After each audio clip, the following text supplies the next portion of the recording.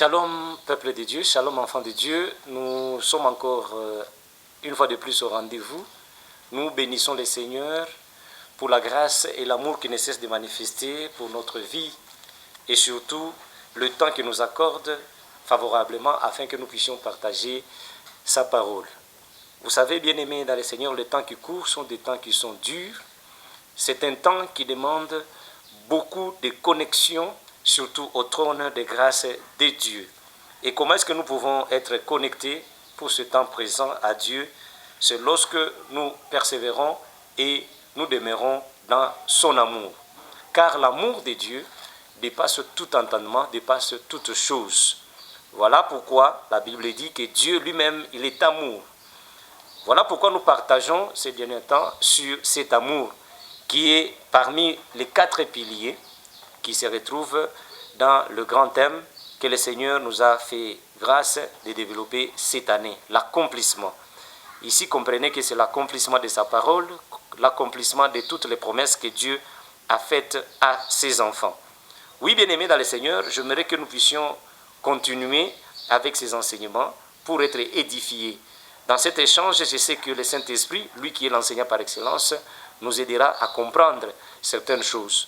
Nous sommes chrétiens, nous sommes enfants de Dieu, parce que Dieu lui-même nous a choisis, parce que Dieu lui-même nous a appelés.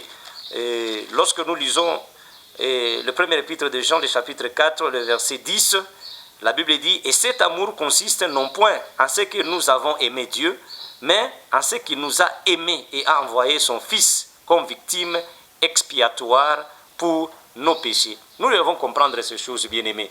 Nous parlons de l'amour comme étant l'un des piliers de l'accomplissement parce que Dieu a fait un choix. Parmi tant de pécheurs, parmi tant de gens qui vivent encore dans l'ignorance, Dieu t'a choisi, Dieu m'a choisi, Dieu nous a choisis. Ça, c'est un privilège. Et nous devons comprendre que lorsque nous parlons de l'amour, ce n'est pas que nous avons aimé Dieu le premier, mais c'est lui qui nous a aimés. C'est une faveur, comme je l'ai dit, et ici c'est une grâce. Si Dieu t'a choisi, si Dieu t'a aimé, il t'a aimé pour un objectif, pour un plan, comme il a fait avec Israël. Il dit, le peuple que moi-même je me suis choisi. Il dit, vous êtes une race élue, un sacerdoce royal, un peuple acquis, une nation sainte. Comme Israël, aujourd'hui je parle à toi, qui est l'image d'Israël. Dieu t'a choisi. Voilà pourquoi, en te choisissant, il veut accomplir les paroles, il veut accomplir les promesses qu'il a prononcées sur son choix qui est toi. C'est ainsi qu'il a dit à Israël, j'ai juré de donner cette terre à vos pères. J'ai juré de vous faire sortir et de vous amener dans la terre que j'ai donnée à vos pères. Ainsi, quand Israël s'est retrouvé dans des problèmes, dans des difficultés en Égypte, Dieu voulait accomplir cette parole qu'il avait déjà prononcée, cette promesse qu'il avait déjà donnée à Abraham. Nous connaissons l'histoire, vous qui êtes lecteur de la Bible d'ailleurs, vous êtes suffisamment informés là-dessus. Dieu avait promis cela à Abraham. Il a dit, je ferai de toi une source de bénédiction. Je ferai de toi que toutes les nations viennent puiser à toi. Mais il est arrivé à un moment que Israël s'est retrouvé dans des problèmes, dans des difficultés. Lui, Israël, qui était le choix de Dieu, lui, Israël, qui était la progéniture, lui, Israël, qui était enfant d'Abraham.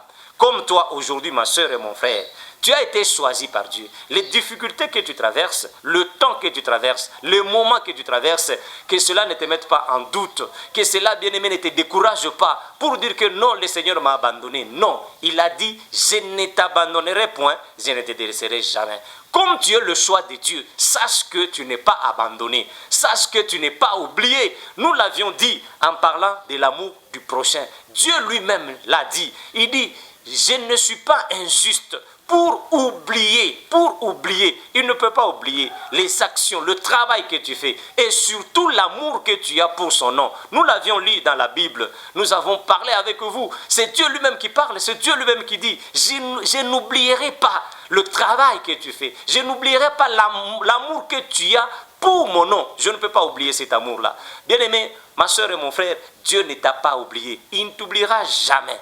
Quel que soit le temps, je disais, quel que soit le moment que tu vis, que tu traverses, sache que tu es le choix de Dieu. Et ce choix, c'est par son amour. Il t'aime. Il t'a même aimé pendant que tu étais encore pécheur. C'est ce que 1 Jean, le chapitre 4, verset 10 nous dit, « Et cet amour de Dieu consiste non point en ce que nous avons aimé Dieu. Non, il consiste en ce que Dieu lui-même nous a aimés et a envoyé son Fils comme victime expiatoire pour nos péchés. » Nous devons comprendre ces choses, bien-aimés. Lorsque nous arrivons à la dimension de comprendre ces choses, je pense, ensemble, nous pouvons espérer à l'accomplissement de toutes les promesses. Car il y a cet amour qui est comme une garantie. L'amour de donner son Fils, l'amour de donner Christ pour toi et pour moi. Voilà la garantie de l'accomplissement de toutes les paroles. Nous n'avons pas peur, nous n'avons aucun doute que cet amour ne peut se réaliser dans notre vie. Non,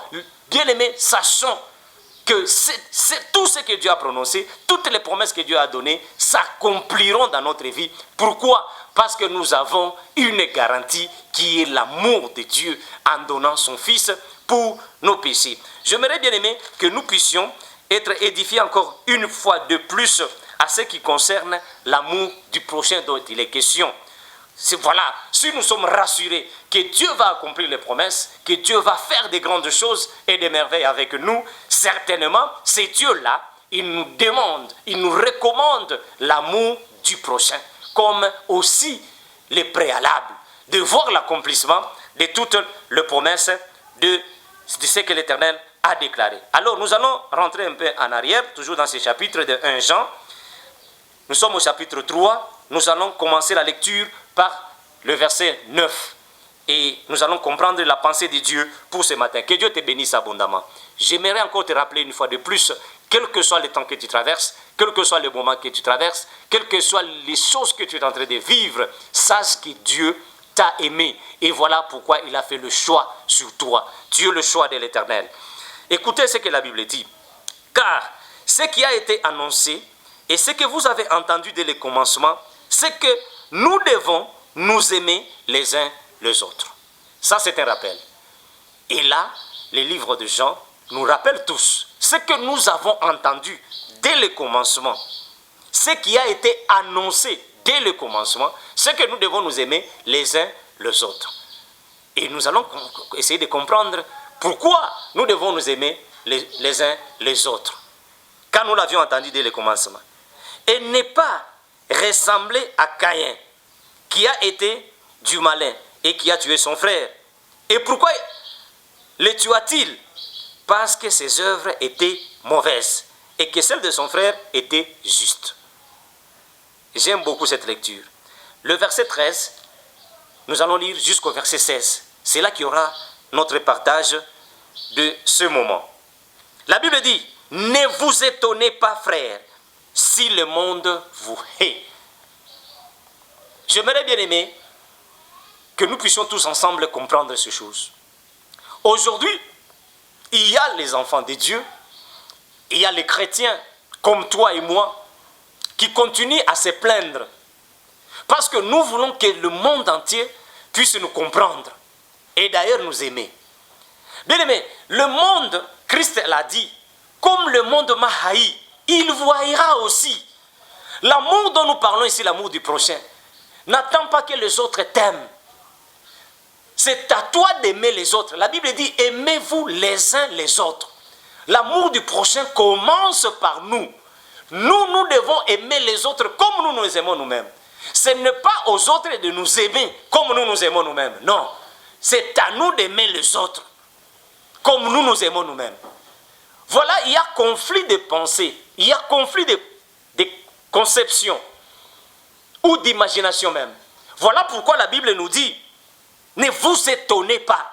Il y a des gens qui s'étonnent aujourd'hui. Ils se disent même, non, moi ici, je suis un malchanceux, je suis maudit. Car tout ce que je fais, partout où je vais, les hommes ne m'aiment pas. Les hommes ne me supportent pas. Et au moment même où je te parle, tu te sens abandonné. Tu te sens délaissé par tout le monde. Pourquoi? Parce que tu attends que les autres puissent t'aimer. Non, bien-aimé dans le Seigneur. Toi, commence par aimer. C'est ce que Dieu nous recommande. Aimez-vous les uns les autres. Aime ton prochain comme toi-même. C'est à toi et moi de commencer à aimer comme Dieu nous a aimés. C'est ce que Christ nous a dit. Comme mon Père m'a aimé, moi aussi, je vous aime. Alors, comme Christ nous aime, nous devons aussi aimer nos prochains. N'attendons pas à ce que les autres puissent nous aimer. Non, aimons d'abord les autres. La Bible dit, lorsque nous aimons les autres, nous faisons bien. Nous l'avions lu dans Jacques, le chapitre 2, le verset 8, quand nous avons fait notre intervention de la fois passée. Celui qui aime son prochain comme lui-même, il fait bien. Tu veux faire du bien, aime ton prochain. Commence à aimer. N'attends pas que l'autre puisse t'aimer. Parce que le monde bien-aimé ne t'aimera pas. Ça, je te garantis, je te rassure. Le monde ne t'aimera pas. Le monde est là pour te haïr, pour te juger. Comme nous l'avions dit au verset 5, je crois, au verset 6. Lorsque nous avons lu plus haut, la Bible dit, ce sont ces gens-là qui se croient riches selon le monde, qui vous amènent devant les tribunaux. Le monde est là pour vous juger. Le monde est là pour constater seulement vos défauts, le mal. Et celui qui doit aimer, premièrement, c'est toi. Ne vous étonnez pas, frère, si le monde vous hait. Nous savons que nous sommes passés de la mort à la vie. Bien-aimés, suivons très bien la pensée des Écritures et la pensée de Dieu. Nous savons que nous sommes passés de la mort à la vie. Pourquoi nous sommes passés de la mort à la vie? La Bible elle-même répond à cette préoccupation. Parce que nous aimons les frères. Je ne sais pas, ma soeur, mon frère, si tu me comprends ou si tu me suis attentivement. Nous sommes passés de la mort à la vie. Pourquoi nous sommes passés de la mort à la vie? La Bible dit, parce que nous aimons nos frères. Celui qui aime son frère, il passe de la mort à la vie. Comprenez que la vie ici, bien aimée, c'est l'amour que nous avons envers son frère, envers le prochain. Et nous allons comprendre ces choses à l'évolution de ce message.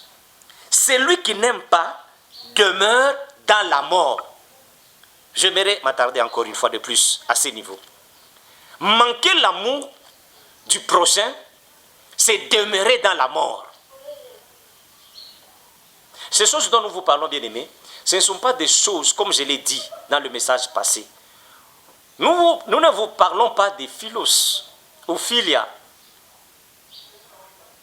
Nous ne vous parlons pas des caros ou des garos.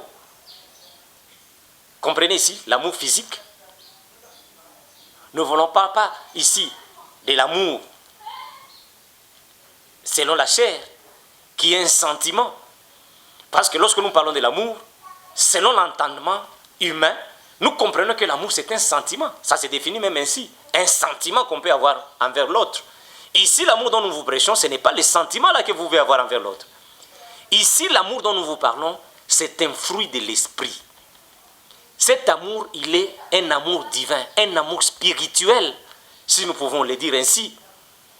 L'amour qui est Dieu lui-même. L'amour dont nous vous parlons ici, c'est avoir Dieu en vous. Ce n'est pas un sentiment qui peut passer, un sentiment qui est influencé par les émotions, un sentiment qui est influencé par les sens humains, les yeux, les oreilles, le toucher. Non, l'amour dont nous vous parlons, c'est l'amour qui réside dans l'âme.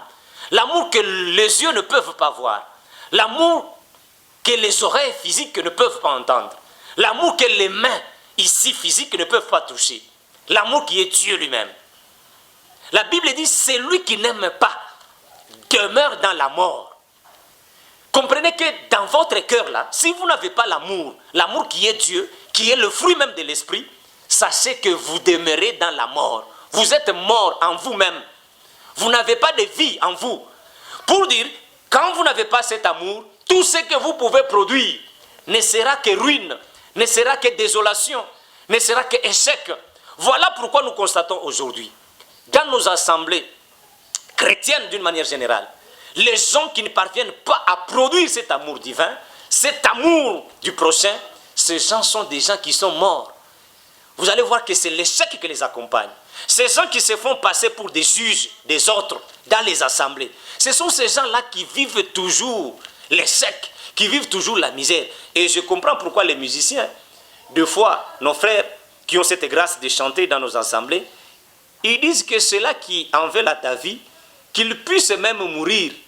Ils le disent sans peut-être bien le comprendre, mais ici avec la volonté de Dieu et surtout avec la grâce que Dieu nous a faite afin de parler sur l'amour, que ces gens-là, réellement, ils demeurent dans la mort. Parce que quand tu n'aimes pas quelqu'un, comprenez bien, bien-aimés dans le Seigneur, quand tu n'aimes pas quelqu'un, lorsque tu vois la personne, tu sens ton cœur être blessé. Lorsque tu entends que celui-là a fait cela, il a réussi dans telle chose, il a fait cela, tu sens toujours dans ton cœur, tu es blessé. C'est la mort. Parce qu'il n'y a pas l'amour en toi. Et le verset 15, la Bible continue. Quiconque est son frère. Cela veut dire, tout celui qui n'a pas l'amour envers son frère est un meurtrier. Ah, ça c'est grave, bien aimé. Ça c'est profond. Lorsqu'on est son prochain, lorsqu'on n'arrive pas à aimer son prochain, la Bible va plus loin que celui-là qui n'aime pas son prochain, il est un meurtrier. Mais comprends combien de fois tu as été meurtrier et tu es meurtrier même jusqu'à ce moment. Parce que tu n'aimes pas ton prochain. Il y a des chrétiens qui ont même dit, nous l'avions entendu, que vraiment papa, vraiment que Dieu vraiment me pardonne. Moi, vraiment tel frère, telle soeur, vraiment je ne l'aime pas.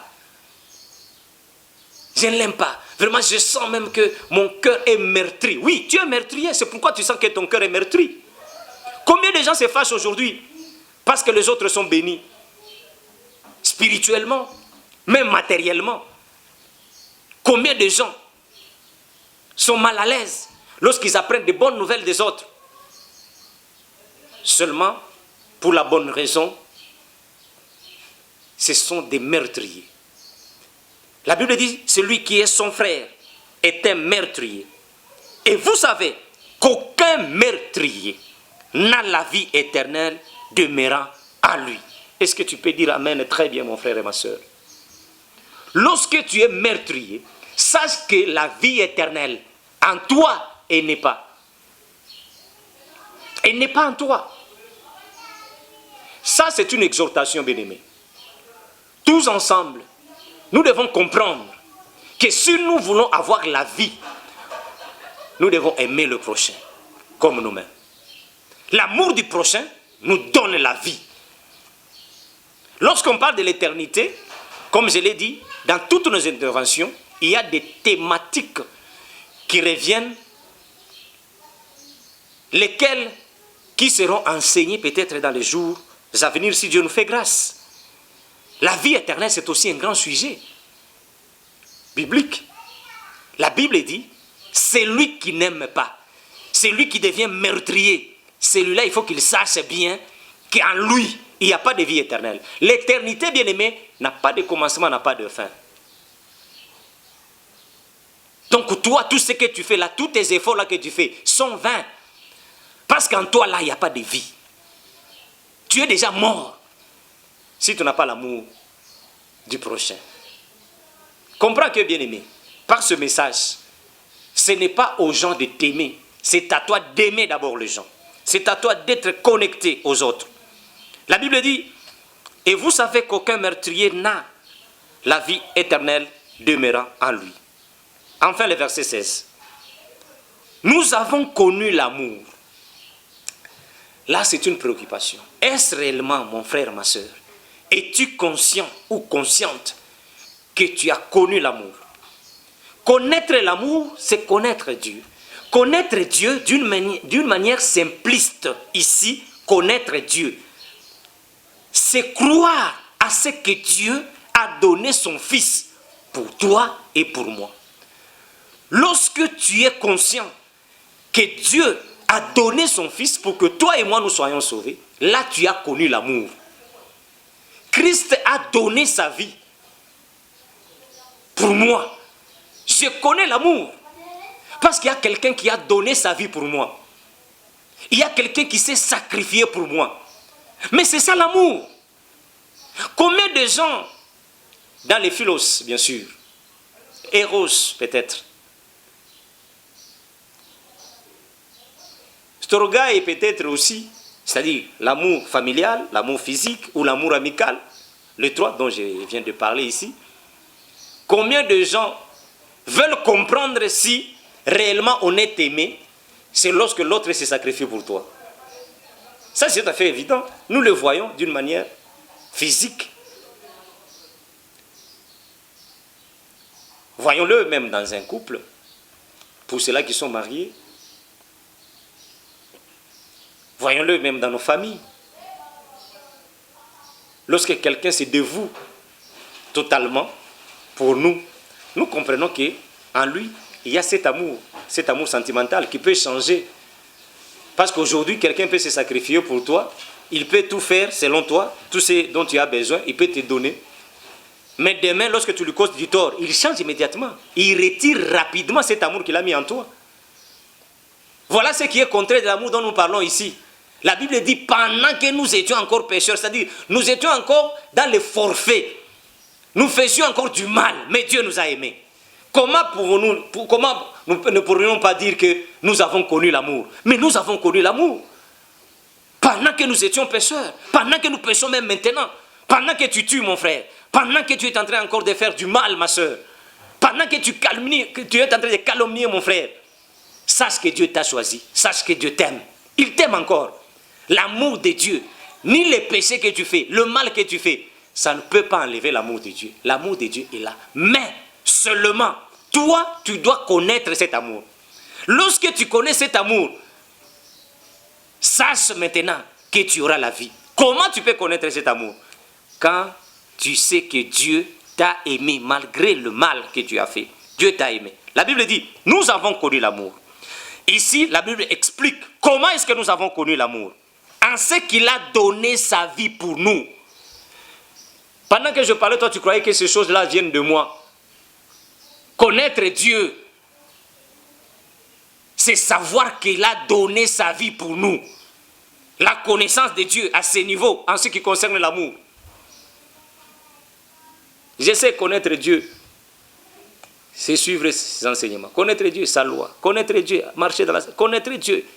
Il y a beaucoup de choses. Ici, la connaissance de Dieu, c'est ce qu'il a donné sa vie pour nous.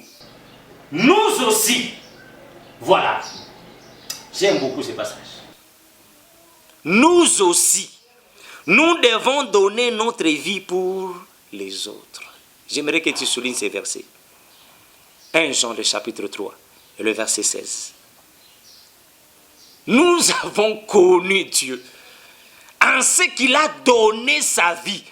Ici, la Bible, j'aime beaucoup. La Bible ici ne dit même pas qu'il a donné son fils. J'ouvre une parenthèse. Nous sommes de ceux-là qui croyons que Jésus-Christ est Dieu. Je scandalise peut-être, tu me suivais bien peut-être en disant ceci, peut-être tu peux même couper la prédication. Oui, nous croyons que Jésus-Christ est Dieu. Il est Dieu.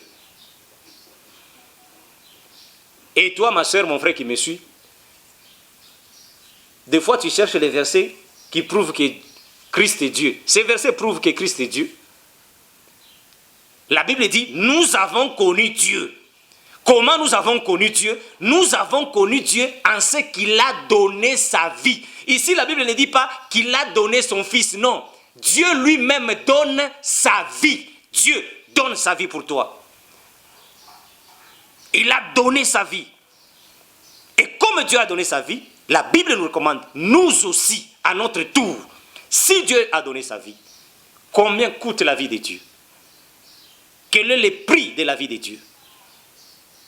Quelle est la valeur de la vie de Dieu? Lui, le créateur absolu, le géniteur, le fondateur, lui qui n'a ni commencement ni fin. Il est l'alpha et l'oméga, l'essence de toutes choses. Il donne sa vie. Pour qui? Pour nous. Toi et moi. Toi qui me suis. Dieu, il a donné sa vie. Et comme Dieu a donné sa vie, il nous recommande aussi, nous aussi, nous devons donner notre vie pour nos frères. Là, c'est une recommandation. alors là, tu vas être scandalisé. Peut-être tu te dis, mais le pasteur va plus loin.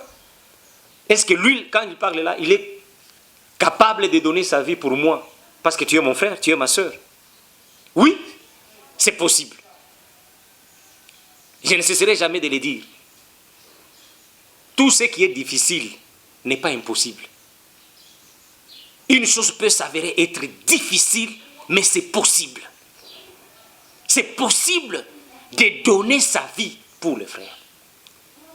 Peut-être ici, c'est la façon dont on peut donner sa vie. Gloire au Seigneur. Christ, bien sûr, sa vie, il l'a donnée. Parce qu'il a dit lui-même, c'est mon Père qui a le pouvoir de donner et de reprendre. Ici, c'est Dieu lui-même qui donne. Lui qui a le pouvoir de donner et de reprendre. Il nous recommande, nous aussi, à donner notre vie pour nos frères. Peut-être la question que tu dois te poser ici, ce n'est pas l'impossibilité de donner ma vie pour toi. Ce que tu dois comprendre, c'est comment moi je peux donner ma vie pour toi. Ou comment toi tu peux donner la vie pour les autres. C'est ça la préoccupation. Comment nous pouvons arriver? Écoutez le verset 17. C'est à cela que nous allons nous limiter pour aujourd'hui. Si quelqu'un possède les biens du monde et que, voyant son frère dans le besoin, il lui ferme ses entrailles, comment l'amour de Dieu demeure-t-il en lui? Par ces versets, nous comprenons comment est-ce que nous pouvons donner notre vie pour nos frères. La Bible nous illustre un exemple et la manière de donner sa vie pour les autres. Lorsqu'un frère, la Bible dit, ou quelqu'un, j'aime bien les termes bibliques, parce que lorsqu'on parle d'un frère, les mamans, les sœurs vont acclamer, vont dire, ça c'est pour vous les frères. Ici on parle de quelqu'un indéfini. Possède des biens de ce monde. Bien aimé, j'aimerais être clair. Et la Bible est limpide là-dessus. L'amour dont il est question ici, l'amour de son frère, l'amour du prochain, doit être accompagné des actions. Nous l'avions dit dans notre intervention passée. Nous ne devons pas aimer seulement par des paroles, par la langue. Nous devons aimer par les actions. Voilà, comme je vous ai dit, la Bible nous édifie grandement sur les actions. Nous en parlerons et nous en parlons maintenant. La Bible dit, lorsque quelqu'un possède les biens de ce monde, l'amour fraternel, bien aimé, l'amour du prochain, l'amour de son frère ou de sa sœur, ce n'est pas seulement lui dire que Dieu te bénisse, mon frère. Avoir beaucoup de prières, parler en langue, avoir des révélations, tout ça, des prophéties, non. Il y a aussi l'intervention de l'action. L'action ici, ce n'est pas seulement aller prier, aller visiter, non. L'action ici, c'est donner aussi. La Bible dit, lorsque quelqu'un possède les biens de ce monde, ma soeur, tu as beaucoup de biens de ce monde. Ne t'en fais pas, mon frère, tu en as beaucoup. Beaucoup. Lorsque tu possèdes les biens de ce monde et que ton frère est dans le besoin, ah, moi, j'aime vraiment ces versets. Ton frère est dans les besoins. C'est le problème de l'Église aujourd'hui. C'est le problème du chrétien aujourd'hui. Là, je vais plus haut.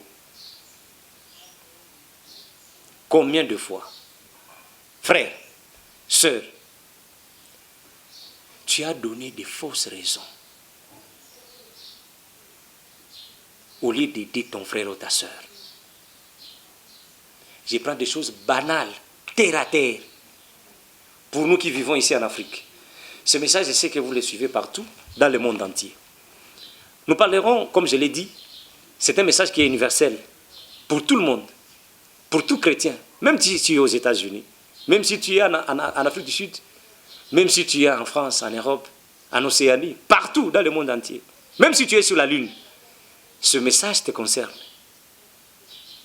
Car tu ne vis pas seul, tu as un entourage. Et toi qui connais Dieu, connaître Dieu ici, c'est avoir l'amour. C'est ça connaître Dieu, avoir l'amour avec lequel Dieu a donné sa vie. Là tu connais Dieu, il a donné sa vie pour toi, tu connais Dieu. Comme tu connais Dieu, tu dois aussi donner ta vie pour les autres. Comment donner ta vie pour les autres? Ta vie pour les autres, la Bible nous renseigne ici au verset 17. Lorsque tu possèdes beaucoup de biens et que ton frère est dans les besoins, lorsque tu lui fermes les entrailles, ici tu fermes ton cœur, j'aimerais utiliser ce terme, tu fermes ton cœur. La Bible nous a recommandé d'aimer Dieu de tout notre cœur, de toute notre pensée, de toute notre force. Aimer Dieu.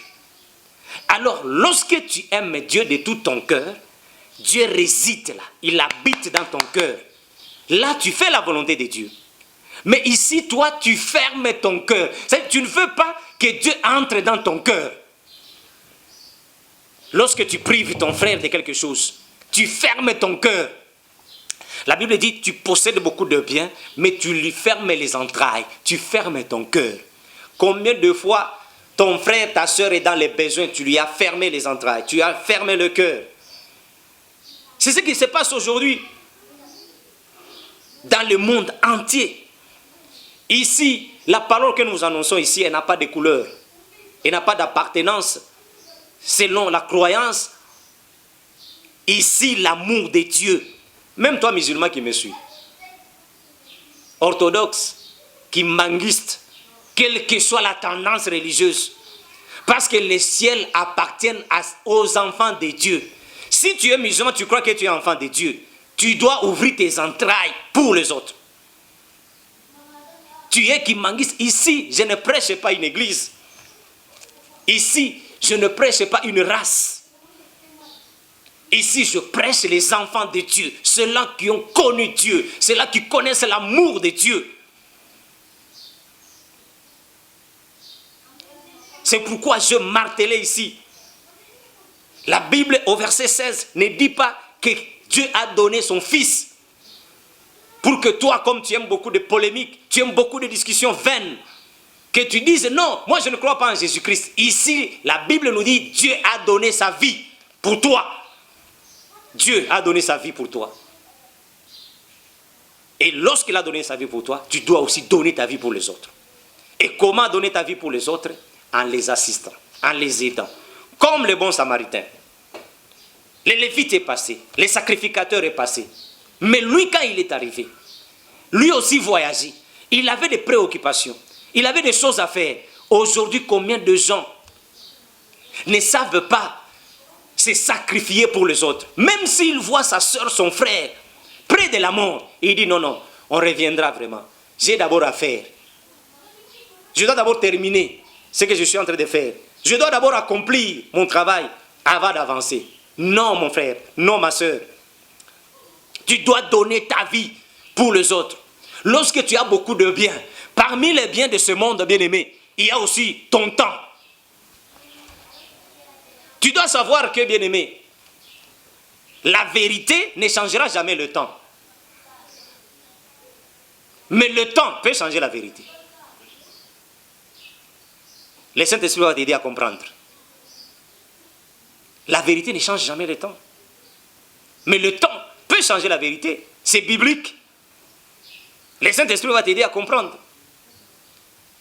C'est pourquoi la Bible nous dit de racheter le temps. Nous devons racheter le temps.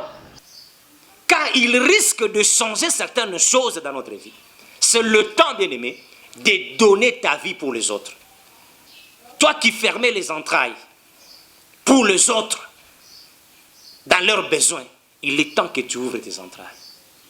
Tu vois, vous voulez toujours extrapoler, bien-aimé, où nous voulons. Parce que cette parole est prêchée aussi à moi-même. Nous voulons beaucoup extrapoler. Non, j'ai déjà fait beaucoup de choses pour ma famille. Vraiment, j'ai fait beaucoup d'efforts. Ils ne veulent pas croire. Ils ne veulent pas me suivre dans ma foi. Alors j'en ai assez.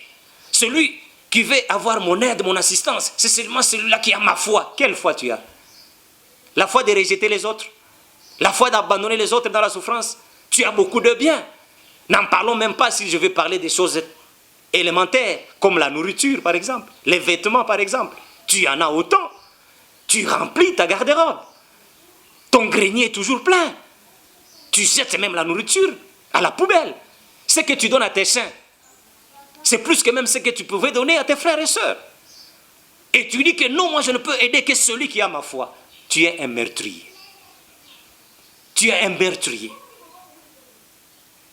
Et en tant que meurtrier, sache que la vie n'est pas en toi. C'est la mort qui est en toi. La mort qui est en toi. Aime ton prochain comme toi-même. Donne ta vie pour les autres. L'attention aux autres. Sois attentionné par ce qui se passe dans la vie des autres. C'est de cette façon-là que tu donnes ta vie aux autres. Donne de ton temps aux autres. De tes moyens. Les biens de ce monde. La Bible parle des biens de ce monde. Je ne veux pas entrer en détail parce que ce sont des choses qui se comprennent facilement. Sinon, je pourrais entrer dans les détails qui peuvent nous éloigner. Je sais que tu me suis sur Internet. Tu as des pensées, je ne veux pas abuser de ton temps pour entrer dans les détails. Je sais que le Saint-Esprit t'enseigne au moment où je parle. Tu as beaucoup de biens de ce monde. Qu'est-ce que tu en fais? Qu'est-ce que tu en fais? Transporter quelqu'un dans ton véhicule, c'est un problème. Pourquoi? Parce que tu n'as pas encore connu Dieu. L'amour n'est pas en toi. C'est la mort qui est en toi. Lorsque je prends, ici chez nous en Afrique, lorsque quelqu'un a des biens de ce monde, comme un véhicule, comme une belle maison, les gens qui sont pauvres, selon le monde, lorsqu'ils entrent dans sa maison, ils vont salir. Ils ne feront pas un bon décor dans sa maison. Leur présence, ça sera de la saleté, de la merde. Et lorsqu'ils ont des bons véhicules, ils ne peuvent pas transporter les autres. Parce qu'ils vont aussi salir. Ou soit ils vont l'ensorceler. Ici en Afrique, les gens croient à la sorcellerie. Même les chrétiens. Les chrétiens d'identité, bien sûr. Mais les chrétiens de nature, ceux-là, ils n'ont pas peur. Parce que la Bible dit, l'amour ne craint pas. Il n'y a point de crainte dans l'amour. C'est ce que la Bible dit. Dans l'amour, il n'y a pas de crainte. Quelqu'un qui est né de nouveau, quelqu'un qui a une nouvelle nature, quelqu'un qui est chrétien de nature, celui-là, il ne craint pas. Parce qu'en lui, il y a l'amour. Il peut même un sorcier, nous allons y arriver, quand nous parlerons de l'ennemi. Ceux-là qui craignent, c'est ceux-là qui ont une identité chrétienne. Parce qu'on les appelle chrétiens. Ils peuvent craindre des sorciers. Ne pas craindre des sorciers est différent de croire à l'existence des sorciers. Lorsque nous disons nous ne craignons pas des sorciers, cela ne veut pas dire que les sorciers n'existent pas. Ils existent. Ils sont là. Car le diable lui-même existe. Nous ne les craignons pas, mais nous connaissons qu'ils sont là. Donne ta vie, ma soeur. Donne ta vie, mon frère, à Dieu. Lorsque tu as beaucoup de biens, lorsque tu as les choses de ce monde, partage ces choses. Plus loin, la Bible dit, nous allons peut-être vous donner ce verset, littéralement nous épargnons la lecture. Lorsque tu as 2 manteaux, tu dois partager un manteau. C'est ça, donner sa vie. Pour vous qui avez beaucoup de superstitions, ah, je ne peux pas donner mon vêtement à quelqu'un, parce qu'avec ce vêtement, il va aller faire des choses et tout ça. C'est ce que la Bible dit. Donne ta vie, donne ton vêtement à celui-là. C'est ça ta vie, donne ça. Lorsque tu as 2 manteaux, là c'est Christ qui dit, tu as 2 manteaux, donne un à l'autre. Donne ta vie comme Dieu l'a donné. Là, lorsque tu fais ces choses, tu as connu Dieu. Et tu es dans l'amour du prochain. Et cet amour va te procurer la vie. Que Dieu te donne la vie. Que Dieu te communique la vie. Que Dieu enracine la vie en toi en te donnant cet amour du prochain. Et que toi aussi, tu puisses donner ta vie pour les autres. Que Dieu te bénisse abondamment. Soyez bénis dans le nom de Jésus-Christ de Nazareth. Nous pouvons dire Amen.